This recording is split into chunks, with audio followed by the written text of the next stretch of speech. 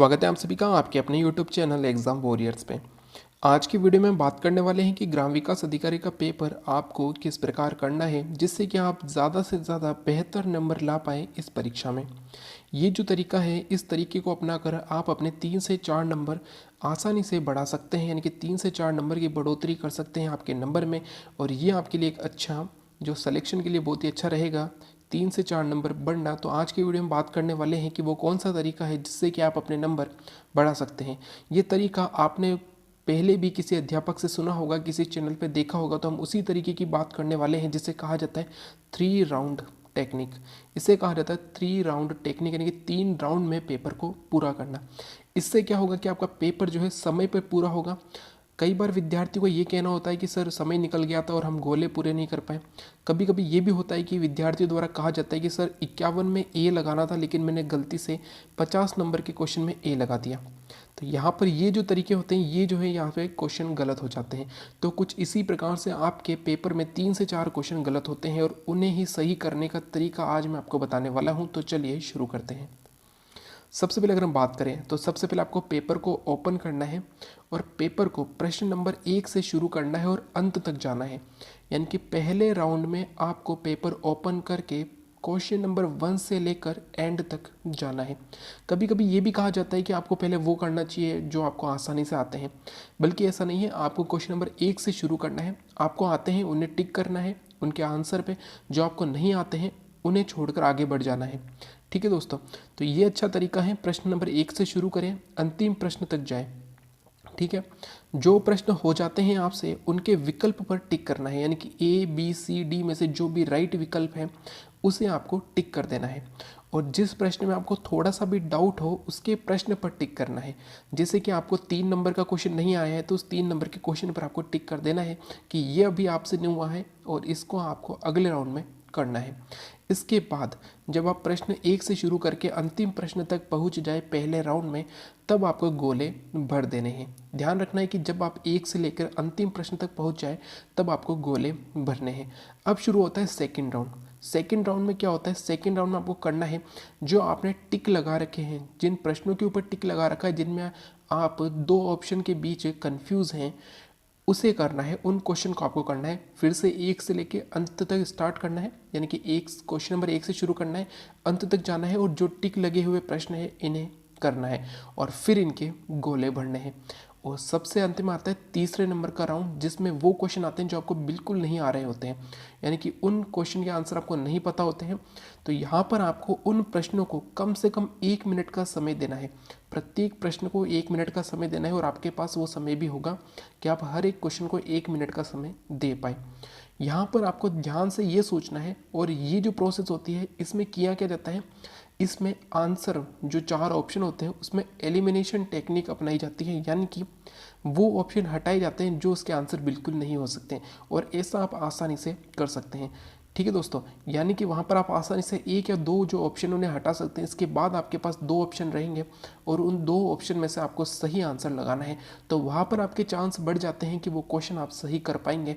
तो इस प्रकार जो है आप अपने 1 से 2 या कहें तो 3 से 4 क्वेश्चन भी सही कर सकते हैं। तो अंत में उन प्रश्नों को करना है जो आपको नहीं आते हैं। इन प्रश्नों को भी ध्यान से करते हुए सही उत्तर तक पहुंचने की कोशिश करनी है।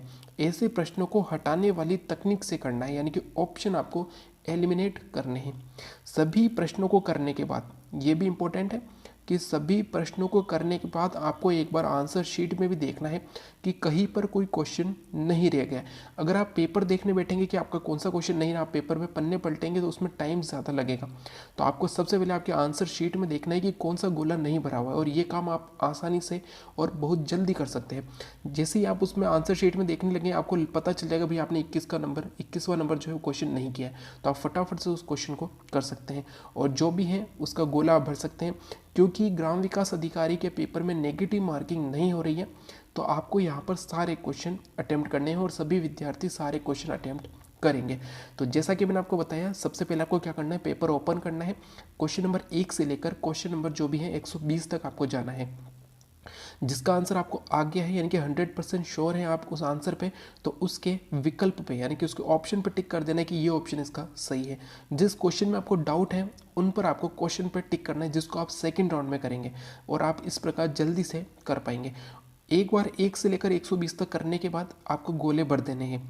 अब आपको सेकेंड राउंड में उन क्वेश्चन को करना है जिसके क्वेश्चन नंबर पे आपने टिक लगाया था, तो वो जो है उन क्वेश्चन को करना है, उसमें आपको थोड़ा सा टाइम लगेगा लेकिन वो क्वेश्चन में आपके सही होने के चांस ज़्यादा रहेंगे। सबसे अंत में आपको क्या करना है, सबसे अंत में उन क्वेश्चन को करना है जो आपको बिल्कुल नहीं आते। यहाँ पर आपके पास एक अच्छा खासा टाइम भी रहेगा, उसमें आप उन क्वेश्चन को सही कर सकते हैं, और वो सही करने की विधि है एलिमिनेशन विधि, यानी कि ऑप्शन को आउट करना। यानी कि जो ऑप्शन सही नहीं हो सकते, जो बिल्कुल भी सही नहीं है, उन्हें आप हटा सकते हैं और बाकी बचे ऑप्शन में से आप आसानी से चुन सकते हैं कि कौन सा आंसर सबसे सटीक रहेगा। तो इस प्रकार आप इस पेपर में, या कहें तो आपके आने वाले हर पेपर में इस विधि को अपनाकर आप अपने 3 से 4 नंबर आसानी से बढ़ा पाते हैं। क्योंकि स्टूडेंट के लिए जो सबसे बड़ी प्रॉब्लम वो ये होती है कि वो अंतिम समय पर गोले भरते हैं, और अंतिम समय में ये होता है कि उनके 5 से 10 क्वेश्चन रह जाते हैं। कई बार ऐसा होता है कि गोले जो है भरने की जल्दी में, जैसा कि मैंने अभी आपको बताया कि 51 नंबर के क्वेश्चन में ऑप्शन ए भरना था, लेकिन वो गलती से 52 नंबर के क्वेश्चन में ऑप्शन ए भर देते हैं, तो यहाँ पर उनके ये क्वेश्चन गलत हो जाता है। तो इस प्रकार अगर 1 या 2 क्वेश्चन भी गलत हो जाते हैं तो बहुत बड़ा अंतर आ जाता है, ठीक है दोस्तों, आपके पास होने में। तो ये आपको ध्यान रखना है कि आपको ये पेपर किस प्रकार करना है। गोले आपको टाइम से टाइम भरने, हर राउंड पूरा होने के बाद आपको गोले भरने हैं, ये भी आपको ध्यान रखना है। यहाँ पर मैं आपके लिए कुछ क्वेश्चन लाया हूँ, ये क्वेश्चन आपके आने वाले एग्जाम के लिए भी इंपॉर्टेंट है, और यहाँ पर मैं बताऊँगा आपको कि किस प्रकार आपको पेपर करना है। मान लीजिए क्वेश्चन नंबर 1 आया, 1907 में किनके द्वारा जैन वर्धमान पाठशाला स्थापित की गई थी। आपको इसका आंसर आता है कि अर्जुन लाल सेठी जी ने की थी। कहाँ पर की थी, तो जयपुर में की थी। आपको ये क्वेश्चन भी याद रखनी, क्योंकि ये क्वेश्चन आपके इस एग्जाम में आ सकते हैं। 1907 में किनके द्वारा जैन वर्धमान पाठशाला स्थापित की गई थी, तो अर्जुन लाल सेठी। आपको ये क्वेश्चन आ चुका है, तो आपको इसके आंसर पे टिक करना है और आगे बढ़ जाना है। क्वेश्चन नंबर 2 है, रूडयार्ड किपलिंग के अनुसार किस दुर्ग का निर्माण फरिश्तों और परियों ने किया है। अब इस क्वेश्चन को देखकर आपको लगेगा यार कि ये क्वेश्चन मैंने पढ़ा था, लेकिन जो है रूडयार्ड किपलिंग ने दो दुर्ग हैं उनके बारे में कहा था। एक तो था तारागढ़ दुर्ग बूंदी, और एक था मेहरानगढ़ दुर्ग जोधपुर। एक दुर्ग के लिए उसने कहा था कि इसे भूत प्रेतों ने बनाया है, और एक दुर्ग के लिए उसने कहा था कि इसे फरिश्तों और परियों ने बनाया है।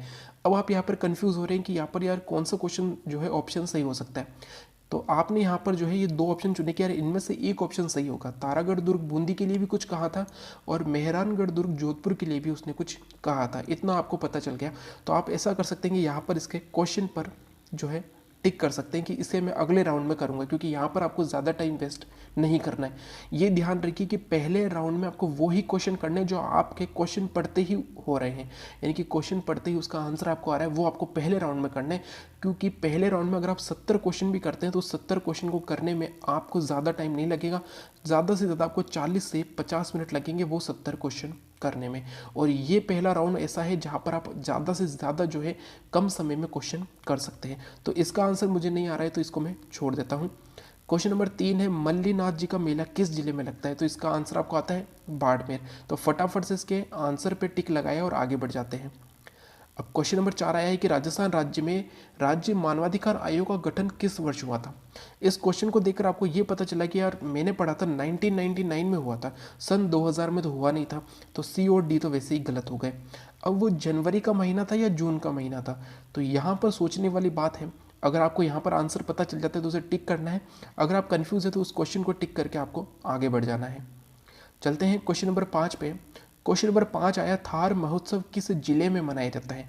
ऑप्शन पढ़ के आपको लगा है जोधपुर, बाड़मेर, जैसलमेर और बीकानेर। यहाँ पर कौन सा ऑप्शन सही हो सकता है, क्योंकि 4 महोत्सव है और यहाँ पे 4 जिले हैं जो आपने पढ़े हैं। एक आपने पढ़ा है मारवाड़ महोत्सव, यार मारवाड़ महोत्सव भी इन ऑप्शन में किसी में मनाया जाता है। एक आता है ऊंट महोत्सव, एक आता है मरु महोत्सव और एक आता है थार महोत्सव। तो यहाँ पर कौन सा ऑप्शन होगा, तो आपको पता चला कि यार जोधपुर में मनाया जाता है मारवाड़ महोत्सव और बीकानेर में मनाया जाता है ऊंट महोत्सव। तो यहाँ पर अब आप देख रहे हैं कि थार महोत्सव और मरु महोत्सव कहाँ मनाए जाते हैं। तो तो यहाँ पर इस क्वेश्चन को भी अगर आप छोड़ सकते हैं यानी कि आगे के लिए सेकेंड राउंड के लिए, लेकिन ये क्वेश्चन ईजी है और आपको आता है, क्योंकि थार महोत्सव कहाँ मनाया जाता है, तो बाड़मेर में मनाया जाता है। आपको ध्यान रखना जब भी ये क्वेश्चन आया है तब ये दो ऑप्शन रहे हमेशा, बाड़मेर और जैसलमेर, क्योंकि एक है मरु महोत्सव और एक है थार महोत्सव। तो यहाँ पर बच्चे कंफ्यूज हो जाते हैं कि थार महोत्सव कहाँ मनाया जाता है, बाड़मेर में या जैसलमेर में। अगर मरु महोत्सव आ जाता है तो मरु महोत्सव कहाँ मनाया जाता है, बाड़मेर में या जैसलमेर में। तो आपको याद रखना है थार महोत्सव मनाया जाता है बाड़मेर में और मरु महोत्सव मनाया जाता है जैसलमेर में। ऊंट महोत्सव आप सभी जानते हैं बीकानेर में मनाया जाता है। मारवाड़ महोत्सव जोधपुर में मनाया जाता है। तो इस प्रकार आपको ये क्वेश्चन करना है। चलते हैं अगले क्वेश्चन पर। क्वेश्चन नंबर 6 है, राजस्थान में पर्यटन नीति कब लागू की गई। ये करंट अफेयर का क्वेश्चन है और आपको याद रखना है कि राजस्थान में पर्यटन नीति कब लागू हुई। हो सकता है इसका आंसर आपको सीधे सीधे आता हो, तो वो दिनांक थी 9 सितंबर सन 2020। यहाँ पर भी आप आसानी से चुन सकते हैं 2019 था या 2020 था। तो आपको पता चला यार ऑप्शन में जो था यानी कि जो आपने पढ़ा था वहाँ पर तो 2020 था, अब सितंबर था या नवंबर था, तो 9 सितंबर सन 2020 को हुआ था। तो इस प्रकार यहाँ पर आपने ऑप्शन पर टिक किया क्योंकि इसका आंसर आपको आता है। अब आया क्वेश्चन नंबर 7, राज्य का जैविक खेती अनुसंधान केंद्र किस जिले में स्थित है। तो यहाँ पर आपने सोचा, क्योंकि इसका आंसर आपको नहीं आता था, एक तो था जैविक खेती अनुसंधान केंद्र किस जिले में है और एक क्वेश्चन था कि जैविक जो है जिला किसे कहा गया। और यहाँ पर दोनों ऑप्शन है, झालावाड़ भी है और डूंगरपुर भी है। अब इसका आंसर कौन सा सही होगा, अगर आपको इसका आंसर आता है तो सीधे टिक कर सकते हैं और आगे बढ़ सकते हैं। अगर इसका नहीं आता है तो इसके क्वेश्चन पर टिक करके आपको आगे बढ़ जाना है, क्योंकि पहले राउंड में आपको ज़्यादा से ज़्यादा वो क्वेश्चन करने हैं जो आपके कम समय में हो रहे हैं। क्वेश्चन नंबर 8 है, निम्न में से किस खिलाड़ी को मेजर ध्यानचंद खेल रत्न पुरस्कार नहीं मिला है। जैसा कि आप सभी जानते हैं कि इसी वर्ष यानी कि 2021 से ही मेजर ध्यानचंद खेल रत्न पुरस्कार शुरू किए गए हैं। पहले दिए जाते थे राजीव गांधी खेल रत्न पुरस्कार, जो कि 29 अगस्त को दिए जाते थे, लेकिन 29 अगस्त को तो मेजर ध्यानचंद जी की जयंती आती है, तो इसलिए मेजर ध्यानचंद खेल रत्न पुरस्कार दिए जाने शुरू हुए हैं 2021 में। अब हमें यहाँ पर पता चला कि यार किस खिलाड़ी को मेजर ध्यानचंद खेल रत्न पुरस्कार नहीं मिला है। इसका आंसर हमें आता है, क्योंकि हमें पता है मिताली राज को मिला है, जो कि राजस्थान की क्रिकेटर है, यानी कि वैसे तो भारत की क्रिकेटर है लेकिन ये राजस्थान से संबंधित है, तो इन्हें मेजर ध्यानचंद खेल रत्न पुरस्कार मिला है। अवनी लेखरा को भी मिला है, क्योंकि पैरालंपिक में इन्होंने स्वर्ण पदक जीता है। सुनील छेत्री ये भारतीय टीम के फुटबॉलर है, कैप्टन भी रहे हैं। सुनील छेत्री कैप्टन है, ठीक है दोस्तों, भारतीय फुटबॉल टीम के, और इन्हें भी मेजर ध्यानचंद खेल रत्न पुरस्कार मिला है। और आप यहाँ पर वैसे भी पता लगा सकते थे, क्योंकि रोहित शर्मा को तो 2020 में राजीव गांधी खेल रत्न पुरस्कार दिया जा चुका है। तो यहाँ पर जो है वो ऑप्शन है वो डी ऑप्शन है। तो इस प्रकार आपने देखा कि हमने अभी 8 क्वेश्चन किए और 8 में से हमने जो है फटाफट से 5 क्वेश्चन कंप्लीट कर लिए हैं। तो इसी प्रकार आप पहले राउंड में ज़्यादा से ज़्यादा क्वेश्चन सही कर सकते हैं, जो आपके 100% सही होंगे और बिल्कुल कम समय में। इसके बाद आपको फिर से जो है क्वेश्चन नंबर 1 पे जाना है, यानी कि यहाँ पर आपने जो भी कर लिए हैं उनके गोले सबसे पहले भर देने हैं पहले राउंड के बाद। इसके बाद अब आपको सेकेंड राउंड के लिए जाना है, वही आपको क्वेश्चन नंबर 1 से शुरू करना है कि आपने कौन कौन से क्वेश्चन के जो है टिक लगाया था। तो यहाँ पर हम जाते हैं, पहला क्वेश्चन हमने कर लिया था, अर्जुन लाल सेठी आया था। सेकंड पे हम जाते हैं और इस यहाँ पर आपको जो है सेकंड राउंड में थोड़ा टाइम देना है कि तारागढ़ दुर्ग बूंदी था या मेहरानगढ़ दुर्ग जोधपुर था। तो आपने अगर थोड़ा बहुत सोचा और आपको पता चला कि रुडयार्ड किपलिंग ने तो किस दुर्ग के लिए कहा था कि इसका निर्माण फरिश्तों और परियों ने किया है, तो वो था मेहरानगढ़ दुर्ग जोधपुर। ये क्वेश्चन आपके एग्जाम में पूछा जा सकता है। और वो कौन सा दुर्ग था जिसके लिए कहा था कि इसे तो जो है भूत प्रेतों ने बनाया, तो वो था तारागढ़ दुर्ग बूंदी। तो इस प्रकार आप ये क्वेश्चन जल्दी से जल्दी कर सकते हैं। क्वेश्चन नंबर 3 हमने कर लिया था, मल्लीनाथ जी का मेला जो है ये बाड़मेर में लगता है। क्वेश्चन नंबर 4 जो था इसका सही आंसर मैं आपको बता दूं, 18 जनवरी 1999 को राजस्थान राज्य में राज्य मानवाधिकार आयोग का गठन हुआ था। तो इस प्रकार और इन 3 राउंड को आप अपना कर सबसे जो है बेहतर तरीके से ज़्यादा अंक प्राप्त कर सकते हैं अपने एग्ज़ाम में। तो आई थिंक ये जो टेक्निक है ये आपके लिए उपयोगी रहेगी। इसी टेक्निक से अगर आप इस एग्ज़ाम को करते हैं तो चांस है आप यहाँ पे 5 से 6 नंबर ज़्यादा से ज़्यादा ला सकते हैं। तो अगर आज का वीडियो अच्छा लगे तो लाइक एंड शेयर ज़रूर करें, साथ ही अपने फ्रेंड्स को शेयर ज़रूर कीजिएगा। साथ ही वैसे भी जो चैनल पे नए होने वीडियो अच्छे लगे उपयोगी लगे तो चैनल सब्सक्राइब करना न भूलें। साथ ही बेल आइकन ज़रूर दबाएं जिससे कि आने वाले वीडियो की तुरंत जानकारी आपको मिल सके। थैंक यू, जय हिंद, जय भारत।